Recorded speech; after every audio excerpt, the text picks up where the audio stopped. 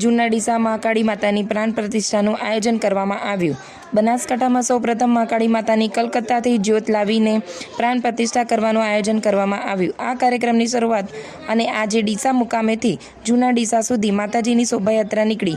ડીસા સુધી ડીજે ઢોલ નગારા સાથે માતાજીની શોભાયાત્રા નીકળવામાં આવી હતી।